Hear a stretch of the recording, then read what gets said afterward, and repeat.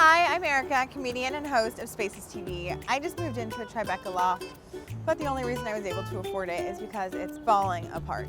But the place has great phones, it has so much potential, and luckily I'm always down for a renovation makeover project, which is why we are going room by room with the help of my friends from SPACEStv and the design savvy that I picked up along the way, and turning this space from a hot mess into a place I can call home.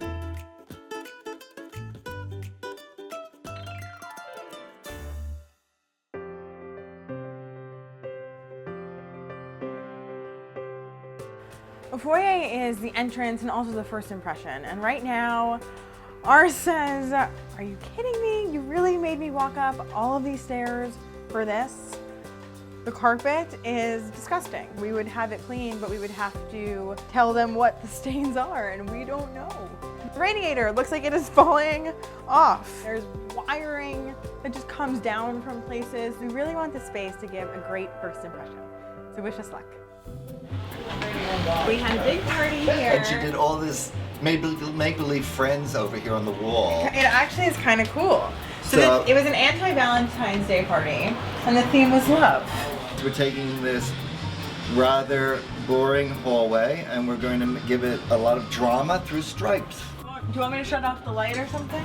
I don't know which one the switch is. In this case. Maybe this is it. I don't know. Look at all the different handwriting. This is not all me. You don't have all this many friends. I do. Where are they? We'll have to have another party. Yeah.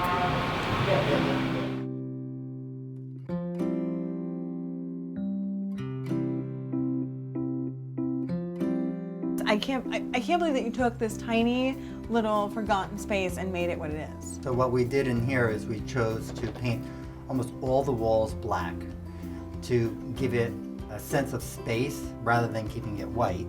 Who would think painting something a high gloss black is going to make it bigger? Because you lose the walls. They just kind of fade away.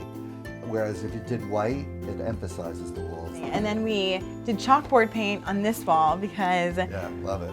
well, we had a party here right before we started, and all of our friends wrote on the wall, and then it ended up being something that I think we all sort of saw and loved and wanted to be able to recreate. Also, it's a great place to remind yourself to do things. Pick up dry cleaning. Yeah, well. You know, go to the grocery store. And then we went to the stripes, and it also expands the space. It's a narrow alley hallway.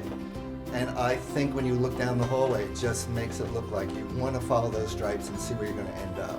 And because you didn't have a real sense of foyer, what we did is we found this very narrow, loose-light console and placed a mirror over top. So this way you have a place to put your keys, your mail, and then check yourself out before you go out the door. And then what did you do on the ceiling? We painted it black, but instead of doing a straight cutoff, we did an oval cutoff. So this makes you feel like you're walking to the end of the foyer and then entering another space. So it's actually creating a room within a room.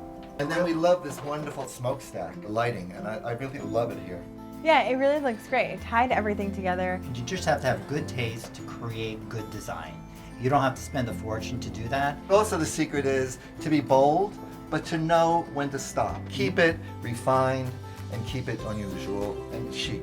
Thank you so much to Kenneth and Davis. The space is just incredible. And Benjamin Moore with the high gloss black paint and the chalkboard paint. So, welcome to my foyer.